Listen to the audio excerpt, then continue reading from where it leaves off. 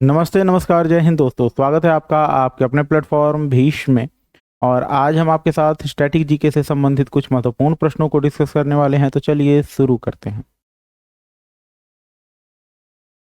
हमारा प्रश्न है कि मोहिनी अट्टम जो कि केरल का लोक नृत्य है, केरल का सांस्कृतिक नृत्य है, किस हिंद देवता से संबंधित है। तो मोहिनी अट्टम जो है उसका संबंध भगवान विष्णु के मोहिनी अवतार से है। मोहिनी अट्टम का जो संबंध है वो भगवान विष्णु के मोहिनी अवतार से है। और ये जो मोहिनी अट्टम है इसका संबंध केरल राज्य से है। अगर आपसे पूछे कि इसका संबंध किस राज्य से है तो आपका आंसर होगा कि मोहिनी अट्टम का संबंध केरल से है। और मोहिनी अट्टम जो है उसका संबंध भगवान विष्णु के मोहिनी अवतार से है, भगवान विष्णु के मोहिनी अवतार से। चलिए नेक्स्ट क्वेश्चन को देखते हैं। अगला प्रश्न है कथकली कथकली नृत्य ललित कला के किन रूपों में सामंजस्यपूर्ण सहयोग का परिणाम है, संयोजन का परिणाम है। तो जो कथकली है ये ललित कला के 5 रूपों में सामंजस्य का परिणाम है। जो कथकली है वो ललित कला के 5 रूपों में सामंजस्य का परिणाम है। चलते हैं नेक्स्ट क्वेश्चन पे। अगला प्रश्न है कि निम्नलिखित में से कौन सा पारंपरिक नृत्य मार्शल आर्ट प्रकार का नहीं है। तो यहाँ दिए गए नृत्यों में से जो छऊ है, छऊ, लेजिम और कलरीपट्टू, ये सभी मार्शल आर्ट का एक प्रकार है। लेकिन ये जो भवई है गुजरात का लोक नृत्य है, भवई जो है वो गुजरात का लोक नृत्य है, गुजरात का लोक नृत्य है, यह मार्शल आर्ट का कोई प्रकार नहीं है। और यही पूछा जा रहा है इस प्रश्न में कि निम्नलिखित में से कौन सा पारंपरिक नृत्य मार्शल आर्ट का प्रकार नहीं है, मार्शल आर्ट का प्रकार नहीं है। तो यहाँ दिए गए तीनों नृत्य छऊ, लेजिम और कलरीपट्टू जो है वो मार्शल आर्ट का एक रूप है, लेकिन जो भवई है वो मार्शल आर्ट का रूप नहीं है। यह गुजरात का एक लोक नृत्य है, गुजरात का एक लोक नृत्य है। चलिए चलते हैं नेक्स्ट क्वेश्चन पे। हमारा अगला प्रश्न है कि रानी कर्ण नायक जिन्हें 2014 में पद्मश्री से सम्मानित किया गया था, वह किस नृत्य से संबंधित थी। तो रानी कर्ण नायक का संबंध जो है वो कथक से था। याद रखने के लिए क से कर्ण, क से कथक। तो रानी कर्ण नायक का संबंध कथक से था और कथक में इनके अभूतपूर्व योगदान के लिए रानी कर्ण नायक को 2014 का पद्मश्री अवार्ड दिया जाता है। कथक में इनके अभूतपूर्व योगदान के लिए रानी कर्ण नायक को 2014 का पद्मश्री अवार्ड दिया जाता है। चलिए चलते हैं नेक्स्ट क्वेश्चन पे। हमारा अगला प्रश्न है कि मैहर दरबार किस राज्य में स्थित है। तो मैहर दरबार जो है वो मध्य प्रदेश में स्थित है। मैहर दरबार मध्य प्रदेश में स्थित है और इस मैहर दरबार का संबंध बाबा अलाउद्दीन खान से है, जो कि एक संगीतकार थे। इस मैहर दरबार का संबंध जो है वो बाबा अलाउद्दीन खान से है, जो कि एक संगीतकार थे। एक बार फिर से इस क्वेश्चन को देखते हैं। मैहर दरबार किस राज्य में स्थित है जहां पर बाबा अलाउद्दीन खान एक संगीतकार थे। तो यह मैहर दरबार जो है वो मध्य प्रदेश में स्थित है। मैहर दरबार मध्य प्रदेश में स्थित है। अगला प्रश्न, शंभू महाराज को निम्नलिखित में से किस नृत्य में उनके योगदान के लिए पद्मश्री से सम्मानित किया गया था। तो शंभू महाराज को कथक में उनके अभूतपूर्व योगदान के लिए पद्मश्री से सम्मानित किया गया था। यहाँ ये पूछा जा रहा है कि शंभू महाराज को निम्नलिखित में से किस नृत्य में उनके योगदान के लिए पद्मश्री से सम्मानित किया गया था। तो शंभू महाराज को कथक में उनके अभूतपूर्व योगदान के लिए पद्मश्री से सम्मानित किया गया था। चलिए चलते हैं नेक्स्ट क्वेश्चन पे। हमारा अगला प्रश्न है ग्रैमी पुरस्कार से सम्मानित होने वाली पहली भारतीय महिला का नाम बताइए। तो ग्रैमी पुरस्कार से सम्मानित होने वाली प्रथम भारतीय महिला है तन्वी शाह। ग्रैमी पुरस्कार से सम्मानित होने वाली प्रथम भारतीय महिला का नाम है तन्वी शाह। चलते हैं नेक्स्ट क्वेश्चन पे। अगला प्रश्न है निम्नलिखित में से कौन प्रसिद्ध वायलिन वादक है। तो एन.आर. मुरलीधरन जो है वो एक वायलिन वादक हैं। एन.आर. मुरलीधरन या नगाई आर मुरलीधरन का संबंध वायलिन वाद्य यंत्र से है और ये वायलिन वाद्य यंत्र बजाते हैं, एन.आर. मुरलीधरन या नगाई आर मुरलीधरन। चलते हैं नेक्स्ट क्वेश्चन पे। हमारा अगला प्रश्न है निम्नलिखित में से कौन भारत की एकमात्र प्रसिद्ध महिला सहनाई वादक है। तो एकमात्र प्रसिद्ध महिला सहनाई वादक जो है वो है बागेश्वरी कमर। एकमात्र प्रसिद्ध महिला सहनाई वादक जो है उनका नाम है बागेश्वरी कमर। बागेश्वरी कमर का संबंध जो है वो सहनाई वादन से है। बागेश्वरी कमर का संबंध जो है वो सहनाई वादन से है। चलिए नेक्स्ट क्वेश्चन को देखते हैं। हमारा अगला प्रश्न है निम्नलिखित में से किस वाद्य यंत्र को मंगल वाद्य के नाम से जाना जाता है। तो जो सहनाई है उसे हम मंगल वाद्य के नाम से जानते हैं। सहनाई को मंगल वाद्य यंत्र के नाम से जाना जाता है। सहनाई का संबंध शुभ कार्यों से है, यानी शादी और अन्य शुभ अवसरों पर शहनाई वादन किया जाता है। तो शहनाई को एक मंगल वाद्य यंत्र के नाम से जाना जाता है। अगर आपसे कोई भी पूछे कि मंगल वाद्य कौन सा है तो आपका आंसर होगा शहनाई। अगला प्रश्न, हमारा अगला प्रश्न है कथुरी उत्सव। कथुरी उत्सव भारत के किस राज्य में मनाया जाता है? तो कथुरी उत्सव का आयोजन तमिलनाडु में किया जाता है। आपसे पूछा जा रहा है कि कथुरी उत्सव, जरा देखिएगा, कंथुरी उत्सव भारत के किस राज्य में मनाया जाता है? तो कंथुरी उत्सव जो है वो भारत के तमिलनाडु में मनाया जाता है, या कंथुरी उत्सव का संबंध तमिलनाडु से है। कंथुरी उत्सव का संबंध तमिलनाडु से है। चलिए चलते हैं नेक्स्ट क्वेश्चन पे। हमारा अगला प्रश्न है निम्नलिखित में से किस केंद्र शासित प्रदेश में बेस्टिल दिवस मनाया जाता है? तो बेस्टिल दिवस जो है वो पांडिचेरी में मनाया जाता है। इंपॉर्टेंट क्वेश्चन है, ध्यान रखेंगे। कौन सा दिवस?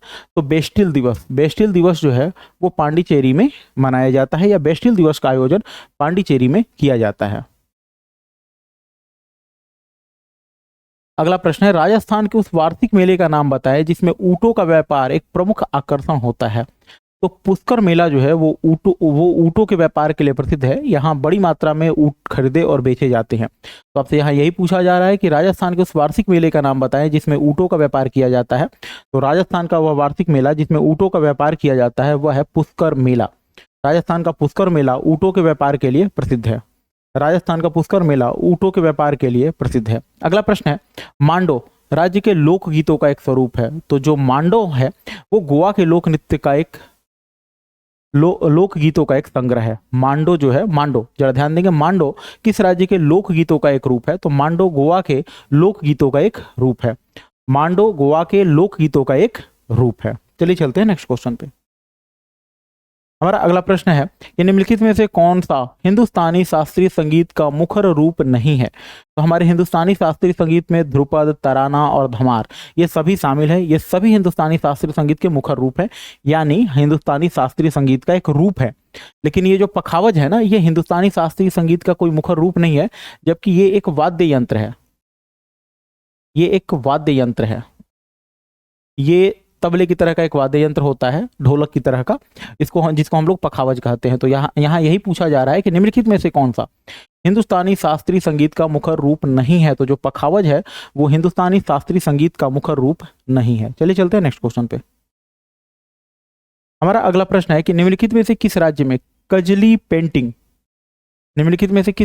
कजली पेंटिंग पारंपरिक रूप से संबंधित है जिसमें ब्रश का उपयोग नहीं किया जाता? तो यहाँ दो क्वेश्चन उठते हैं। पहली बात, तो कजली पेंटिंग का संबंध किस राज्य से है? तो जो कजली पेंटिंग है, इस पेंटिंग का संबंध जो है वो राजस्थान से है। कजली पेंटिंग का संबंध राजस्थान से है, अर्थात कजली पेंटिंग जो है वो राजस्थान की एक चित्रकला है। अब सेकंड क्वेश्चन ये है कि यहाँ पूछा जा रहा है कि निम्नलिखित जिसमें ब्रश का प्रयोग नहीं किया जाता है। तो आप कहोगे अगर इसमें ब्रश का प्रयोग नहीं किया जाता तो किसका प्रयोग किया जाता है? तो यहाँ पे रंगों को लगाने के लिए कपड़े और हाथों का प्रयोग किया जाता है। यानी कजली पेंटिंग में कपड़े का प्रयोग करके या हाथों का प्रयोग करके रंग को फैलाया जाता है। यहाँ किसी तरह के कजली पेंटिंग में किसी भी तरह के ब्रश का प्रयोग नहीं किया जाता है। तो अगर आपसे कोई पूछे कजली पेंटिंग का संबंध किस राज्य से है, तो आपका आंसर होगा कजली पेंटिंग का संबंध राजस्थान से है। और कजली पेंटिंग में ब्रश की जगह हम लोग कपड़े का और हाथों का प्रयोग करते हैं। यानी रंगों को फैलाने के लिए हम लोग या तो कपड़ों का प्रयोग करते हैं या हाथों का प्रयोग करते हैं। चलिए चलते हैं नेक्स्ट क्वेश्चन पे।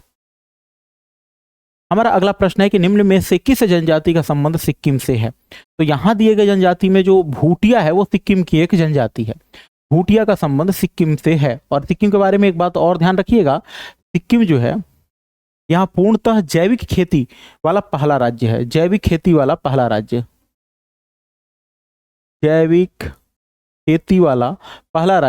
खेती वाला पहला राज्य होने का मतलब क्या है? तो यहाँ उर्वरक एवं रसायन का प्रयोग वर्जित है। यहाँ उर्वरकों और रसायनों का प्रयोग पूरी तरह वर्जित है। तो देखिए, जो सिक्किम है वो पूर्णतः जैविक खेती पर आश्रित होने वाला शिफ्ट होने वाला पहला राज्य है।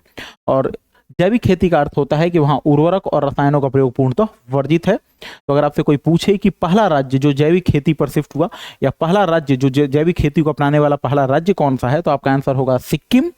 और इसके साथ इस क्वेश्चन में को देख लेते हैं। तो इस क्वेश्चन में पूछा जा रहा है कि निम्न में से किस जनजाति का संबंध सिक्किम से है। तो भूटिया जनजाति का संबंध सिक्किम से है। भूटिया जनजाति का संबंध सिक्किम से है, यानी अगर आपसे कोई पूछे कि भूटिया जनजाति किस राज्य में निवास करती है तो आपका आंसर होगा सिक्किम। चलिए चलते हैं नेक्स्ट क्वेश्चन पे। हमारा अगला प्रश्न है कि निम्न में से कौन सी उड़ीसा की एक पारंपरिक चित्रकला है। तो पट चित्र शैली जो है उड़ीसा की एक पारंपरिक चित्रकला है। पट चित्र शैली उड़ीसा की एक पारंपरिक चित्रकला का नाम है। चलिए चलते हैं नेक्स्ट क्वेश्चन पे। अगला प्रश्न है वर्ष 2016 में भारत कौन सा राज्य पहला पूर्ण जैविक खेती वाला राज्य बना। तो वर्ष 2016 में भारत का जो सिक्किम है वह पूर्ण जैविक खेती वाला राज्य बनता है। कब? तो 2016 में सिक्किम पूर्ण जैविक खेती वाला राज्य बनता है। और पूर्ण जैविक खेती वाले राज्य का मतलब होता है कि यहाँ उर्वरक और रसायनों का प्रयोग, जैसे कीटनाशकों का प्रयोग पूर्णतः वर्जित है। वर्ष 2016 में सिक्किम पूर्ण जैविक खेती को अपनाने वाला पहला राज्य बनता है, यानी भारत का पहला राज्य जिसने पूर्ण जैविक खेती को अपनाया वो है सिक्किम। और सिक्किम के अंदर उर्वरकों और जैव रसायनों का प्रयोग पूरी तरह वर्जित है।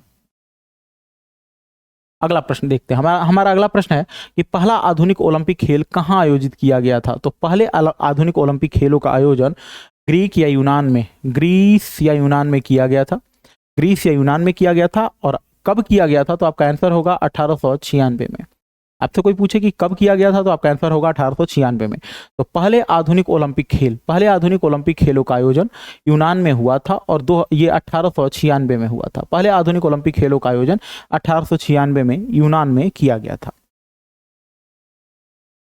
इस तरह के और इन्फॉर्मेटिव वीडियोज के लिए हमारे चैनल को लाइक, शेयर और सब्सक्राइब जरूर करें। धन्यवाद।